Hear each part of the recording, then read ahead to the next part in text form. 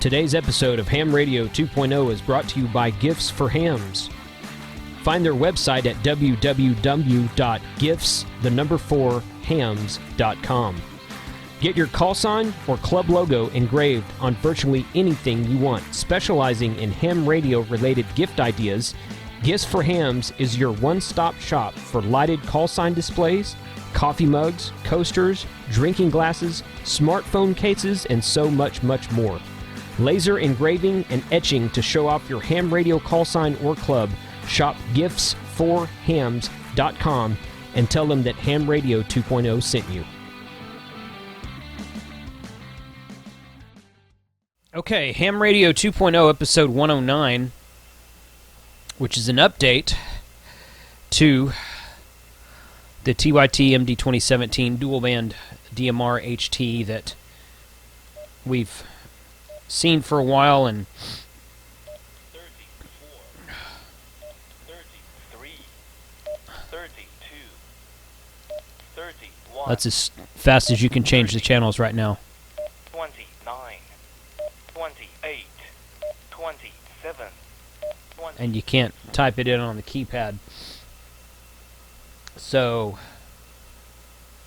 adding function, entering the exact channel number. Yeah, the firmware update we're about to do to this should fix that issue. So we're gonna do a firmware update. I've still got the original firmware on that radio there, which is 3.20, and we're gonna upgrade that to 3.35, which should add the 100,000 contact feature to it, and it should fix a few of the issues that have been reported about that radio. So, welcome to Ham Radio 2.0. My name's Jason. I'm Kilo Charlie 5 Hotel Whiskey Bravo. And this has been a real popular radio, but with all the delays that it had and all the pushbacks that the release date had, they still didn't quite get it right. Because we have faulty antenna connectors.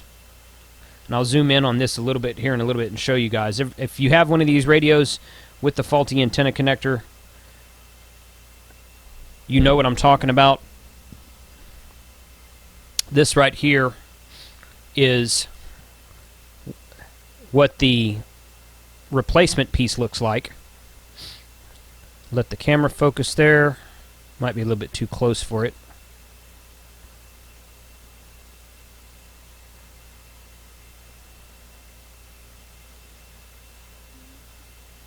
That might be a little bit too close. I'll see if I can get a better up-front view of it here shortly. There it is. Woo, right there. So that's what the replacement connector looks like. It's the whole... This is the piece that goes down inside the radio. That's, of course, is the SMA connector where your antenna goes. And those two little holes in the flange there are what hold it down to the body of the radio. So I've got a bag full of these things, and depending on who your vendor is, you should be able to, if you need one, you should be able to get one from your vendor. TYT is providing them free of charge, as which they should, and you just got to put the thing in, basically. So I'm going to demonstrate how to do that here shortly, because they posted a video on Facebook a few weeks ago, and it didn't zoom. It showed a guy replacing one, but it didn't zoom in close enough to see exactly where this wire connector should connect to. So I got that figured out with TYT's help, and we are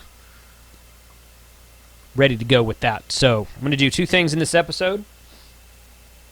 I'm going to do the show you how to replace the antenna connector, and we're going to do the firmware upgrade. This on a side note here, this is a walking stick. A viewer made this for me. I thought this was really cool. He carved that. This is not an actual microphone. This is an actual piece of coax, though, I think. I think it is. But he carved all of this out of wood, put my logo in the side, So it's a walking stick. Isn't that cool? He sent that to me as a present for my 2-year anniversary. He emailed me right after the 2-year anniversary, which was in the beginning of May 2nd. And then I got this a few weeks later. And with all the ongoings that I've had over the course of the last couple months, I haven't had a chance to show it on the show yet. But isn't that really cool? I thought that was really neat. Something else is, most of you know that Gifts for Hams is one of my sponsors. They run Kelly Laser Works. They have this big laser engraver.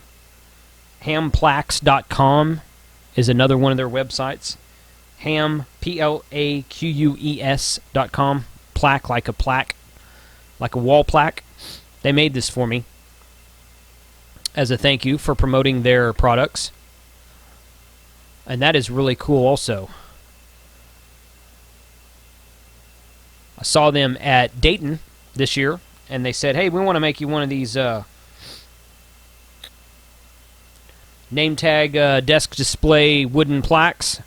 They said, what do you want on it? And I said, just put my call sign and my name on it. That's really cool. So if you need to order something from Gifts for Hams, be sure and tell them that Ham Radio 2.0 sent you.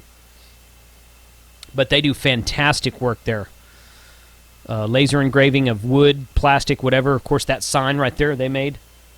They made that sign right there, and it's in the background of every show. So, some really good stuff from them. Special thanks to those folks out there at Gifts for Hams for sponsoring Ham Radio 2.0. Okay, so we're going to look at this TYT radio. Now, if you read on Facebook, you're going to read about how many problems they've had with this radio. Realistically, now there is a problem with it. I mean, there's no question about it. It keeps breaking antenna connectors. There is a problem with it. But out of the 200 or so radios that I've sold, there's less than 20 of them that have come back, so less than 10% failure rate at this point in time. As time goes on, over the next 2 or 3, 4 months, maybe I'll start getting more back. I don't know. We'll see as time goes on. But a lot of the guys have also admitted to me that they've knocked the radio off the table, or dropped it, or done something to it and impacted it. Does not mean that that's an excuse, but a lot of the broken antenna mounts are because people are not caring for the radio properly. But the antenna connector is a weak point in the radio. So, it is an issue, but my experience has been it's been less than a 10% failure rate. So, experiences may vary out there. So let me get over here. I'm going to hook up my headset here, and I'm going to zoom the camera down so that we can look at the inside of this radio. Well, let me show you this first. In order to take this apart, well, no, I'm going to zoom down on it. It'll be easier to see. Let's change camera views here real quick. This is 2 radios, obviously. The back here. So what you want to do is you want to take these 2 screws out right here at the bottom. It's a Torx head or an Allen head. You can use an Allen wrench or a Torx head. I used a Torx head bit like that. This is, of course, the broken part, which looks like this. That should look like this. But of course it's broken right there on the bottom. This is the flange nut that holds it down. So once you take these 2 screws out, this is already off. You'll have to pull the volume knob off and unscrew that extra flange screw right there. And then you should be able to just pull the back out, just like that.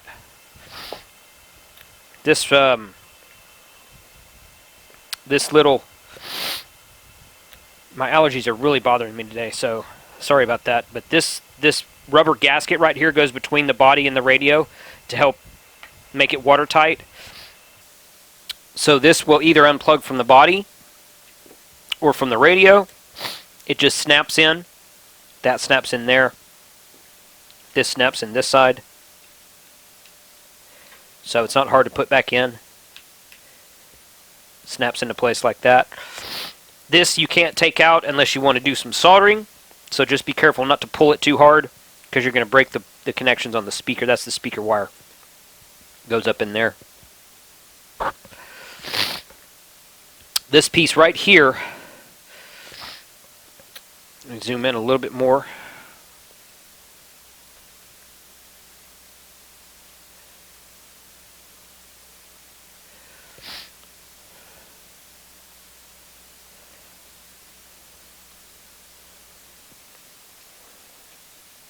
This piece right here, between this Phillips head screw and this coil, right there where you can barely see, that's where the solder goes. So I've already taken, and there's 2 screws that go in the top of the flange, which are right there, of course. I've already taken those out. So you should be able to just touch the soldering iron to that and pull it right out of there.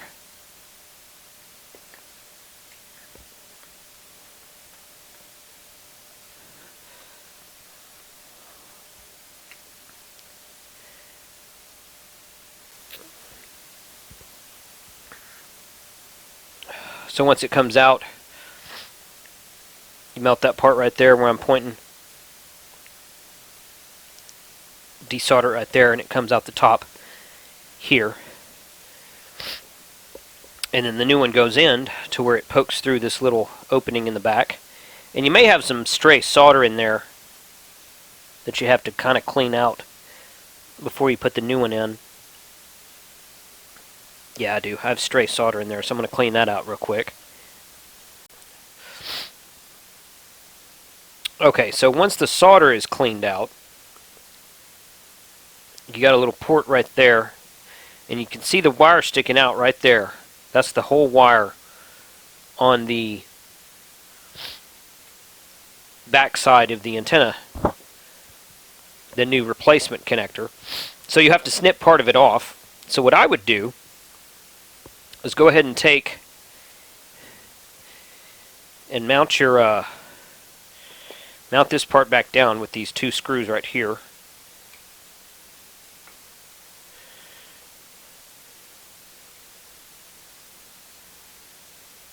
That, and the other one is right here.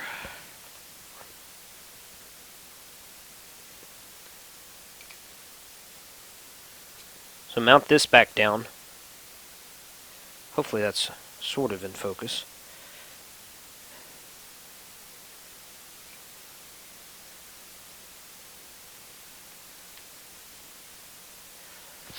Now these replacement connectors are supposed to be stronger and better built than the original connectors. TYT supposedly has fixed that problem. As you can see, I pulled the speaker out. I pulled one wire of the speaker out by accident, so I just went ahead and pulled the other one off. So we'll have to resolder that back in there when we're done, but that's not a big deal. That's just those 2 wires to this speaker right here. So if you do that, it shouldn't be too hard to replace. Certainly much easier than this is. So now that the wire is sticking out, I'm going to drop a little piece of solder right there, and then I'm going to snip the end of that off. So once that's all back together, what you're going to want to do is make sure this rubber gasket here is on the inside lip of the back of the radio, the middle of the radio here. And then it just fits right up in here. The antenna and the knob there fit right up into the top.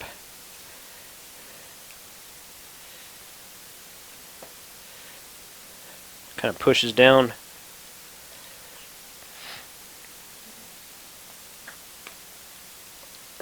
Fits down like that. And it might stick out a bit this way here, but you can wrench that down with the screws, and then your antenna has a grommet here that came out of it. If you got a broken one, make sure you keep all the pieces. Then it has a flat washer that goes against here. There's a flat edge on this side, so just there's only one way the washer will fit down snugly. And then this gold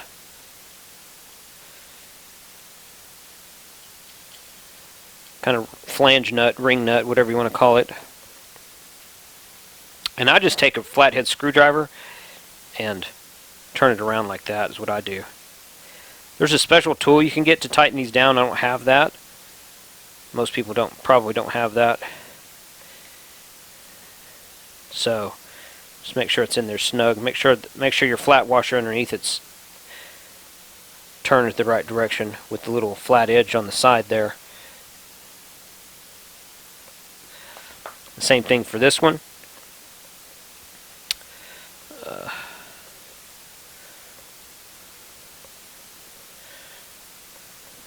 Little grommet that goes over there, just like that. Flat washer. And the flange on that side is actually silver. The one on the antenna side is brass. The one on the volume control knob is silver. Put your two screws back in here. Tighten it down, key it up. Should be good to go.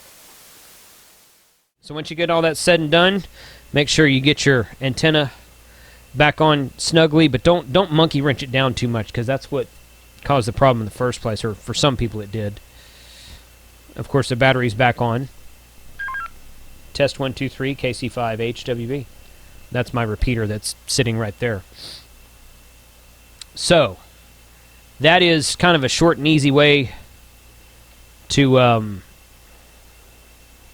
change out the antenna connector.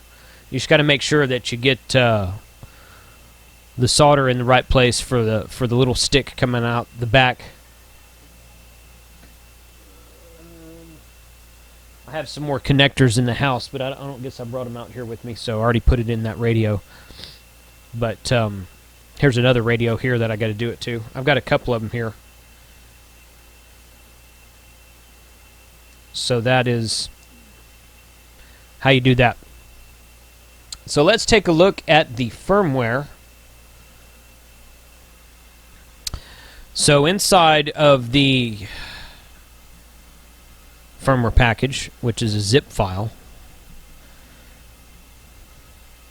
and the one I got is called MD-2017 firmware 100,000 contacts 0721, and 0721 is the release date. So it was released on July 21st. At the time of the airing of this episode, that was about 3 weeks ago, I guess. 2.5, 3 weeks ago, something like that. So this is the newest version at the time. You've got this operation dock in here, and you've got a GPS. I'm sorry, you got a bin file for both GPS and non-GPS, so you're only going to use one of them depending on which radio you've got. But then you've got operation dock, you got a firmware download, and then of course you got another RAR file, which is the CPS 1.17, which I think is the version I already have on this laptop. Let me check here. No, I have 1.16.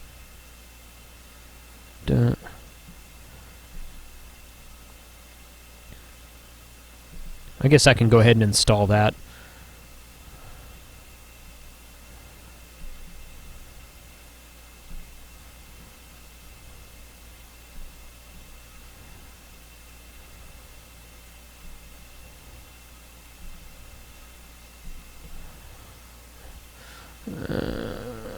And let that go. Oh, it's already installed.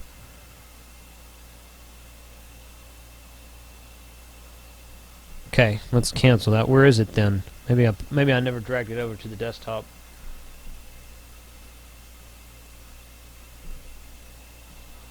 .17.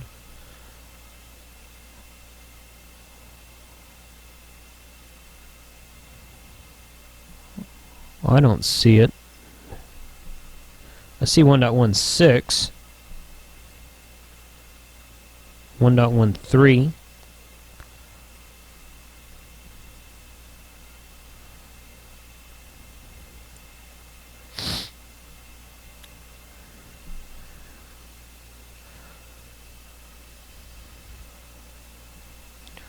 I don't see 1.17.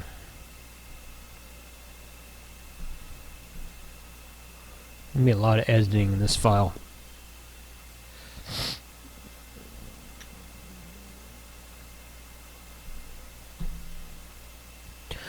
So I think it's probably trying to remove 1.16. It says it's 1.17, but I don't have 1.17 installed.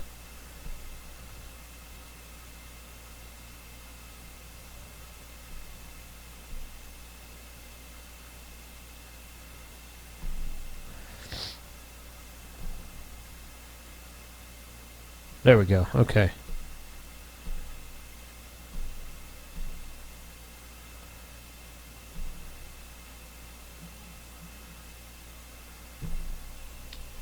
Alright, so we should have, yeah, now here's 1.17. Drag it over here.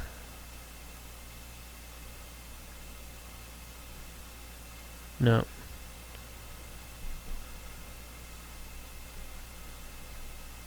Move to radio. There it is, okay. Yeah, 1.17 was not installed. It was probably reading 1.16. So, okay, so I don't need that at the moment. So what you're going to do, and you want to read the instructions on that operation.doc file that comes with it.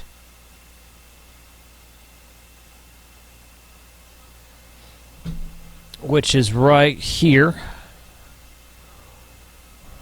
It fixes these issues. Addresses the issue of the power and VFO model. The subband is wrong display showing 0.00. Power on. I've not seen that problem. Apparently it's been reported to TYT, and that's one of the things they're addressing. 2 is adding the lock and unlock of the trackball. Long press the pound sign to lock and unlock it. People have been asking for that. Now you can lock the keypad, and it will lock the trackball along with the keypad if you hold down the star button. So now they've added an additional lock feature to lock the trackball also.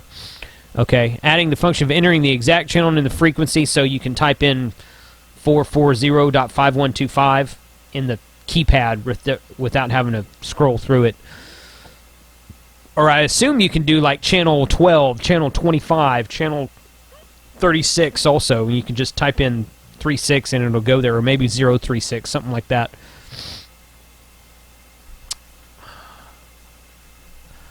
And address the issue that under VFO mode during scanning, pressing PTT is not responsive. I haven't seen that either, but I haven't used it to scan much. So this is pretty much the same step as everything that any type of firmware update you're going to do.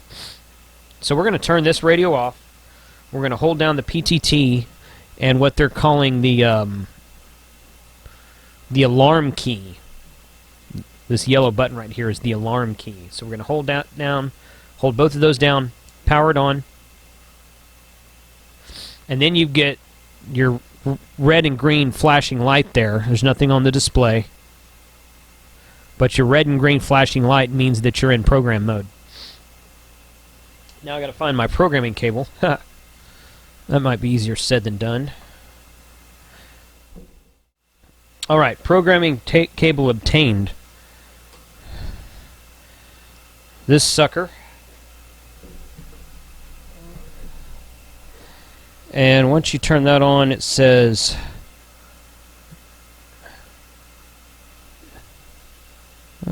press, and it doesn't really say to open the DMR download software, but it's talking about this right here. Right, firmware download.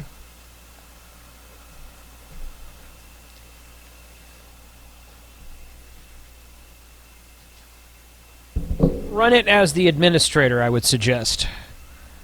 Let's see.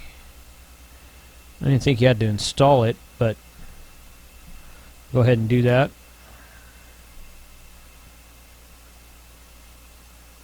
Okay. And then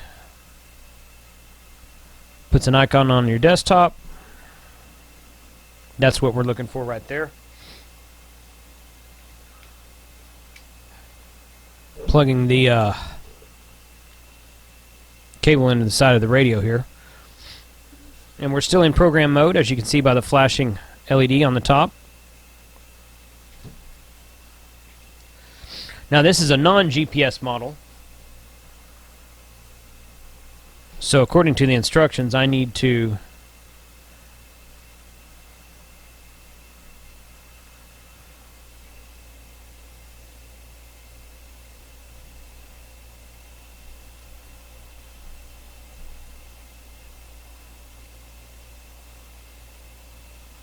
open file upgrade here.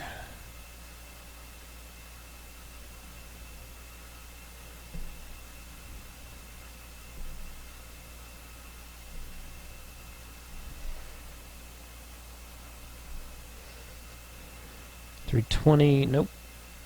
Maybe, oh, I know, it's over here. Let's see, 2017, there we go. Now, again, non-GPS, nope, that's not the right one, that's the 3.31.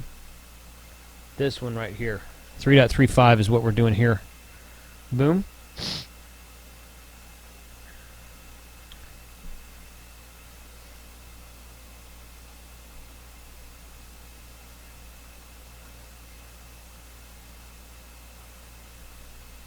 And once we get the file open, we got to write it to the radio.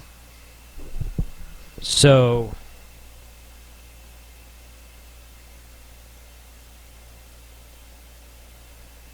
it's probably going to be this button right here.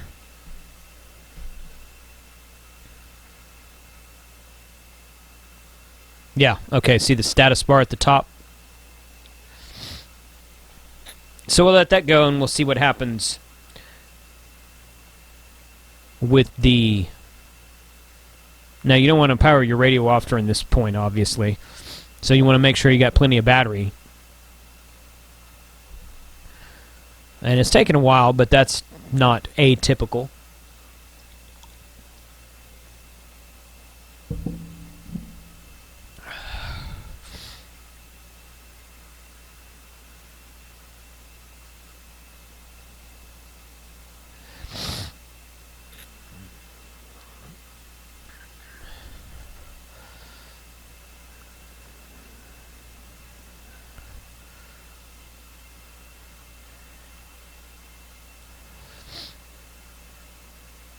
So while that's going, I went from 3 dot... You know how the TYT, they put an extra 0 when you're looking at the firmware version?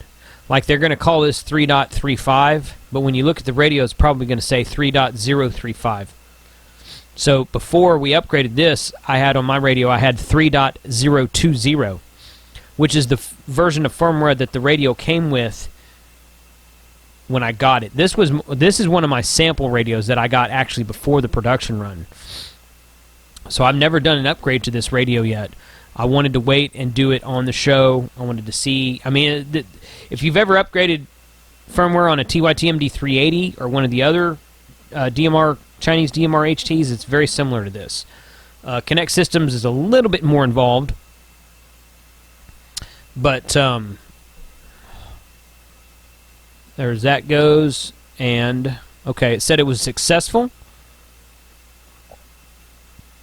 The indicator is still blinking, so I'm going to power the radio off. I'm going to unhook the cable. I'm going to power the radio on normally. See the screen I expect to see. Okay. Okay, let's see. Hold on. Utilities, radio info, versions. Yeah, 3.035 as I expected. Now, if I can go...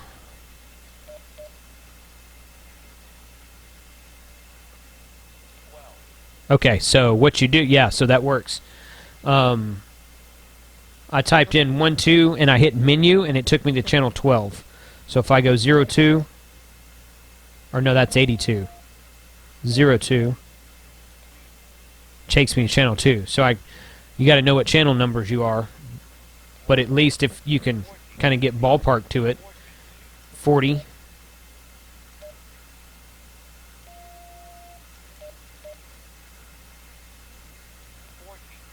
Okay. 40. 30 takes me there. Okay. Now I'm going to hold down the pound button. Trackball locked, it says. So you do that, and it comes up on the screen, trackball locked, but I can still type in channel numbers and go and still use the keypad to change channel numbers. So my trackball is locked at this point in time, and it does not do anything. So, I thought it was going to change the speed at which you could change the channels by up and down. It didn't do that. So, but you can type it in manually now. So 02, enter, takes me to Metro. KC5HWB on Metro testing. Right there. So that is that. That's how we upgrade firmware. That's how we replace the antenna connector on the Tyt MD-2017 dual band DMR HT. So, I'm going to save this file over here.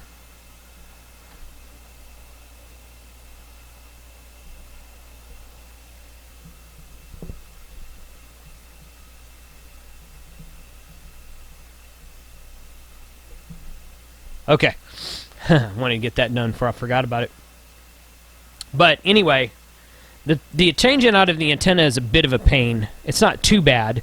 Somebody with a better soldering skill than I've got could probably do it a lot easier than I did it. But it's not too bad. Just got to be careful. Don't pull the speaker wires out. Just so you don't have to jack with that. Just carefully remove here's one that's busted. This is another one. I had 3 that were broke. Actually, that one right there that I just upgraded firmware on was my original radio. This is the one that we replaced the piece on. Oops, I didn't tighten that down. And no, let's not do that.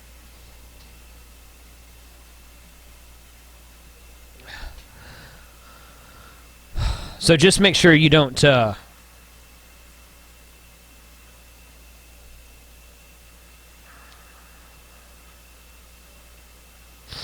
what was I saying?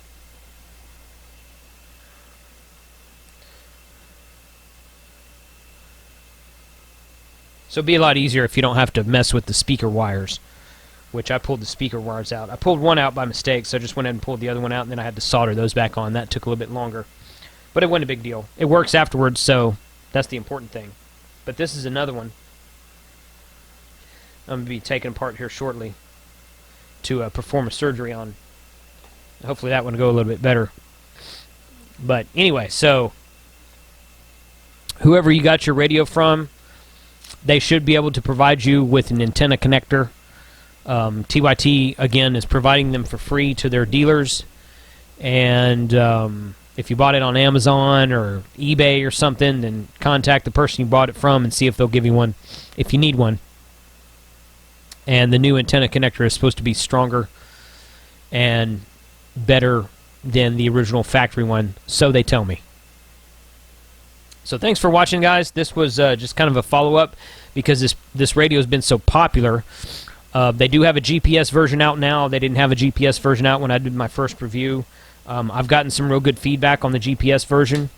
I think that they started putting those upgraded antenna connectors in the GPS version because they came out like a month after the first version did. So I think that the GPS ones have the upgrade. I'm not 100% sure on that, but I've not seen any of the GPS ones come back for broken antenna connectors. So, and I think the new production run of regular non-GPS 2017 models have the antenna connector issue fixed as well. So, it was an issue. It's still going to be an issue for some of those of you who bought the first run of radios, but TYT's corrected the issue, and it should not be an issue much longer. So 73 guys, thanks for watching. If you found me on YouTube, hit up my website at livefromthehamshack.tv where you can see all my videos. This is episode 109. My name's Jason. I'm KC5HWB, and I'll be QRT. This has been Ham Radio 2.0, a YouTube production by KC5HWB. Visit our website at www.livefromthehamshack.tv. Please also stop by our Facebook page at fb.me/hamradio2. Be sure and subscribe here on YouTube to keep up with all the new videos that are posted nearly every Monday. 73s everyone, and thanks for watching.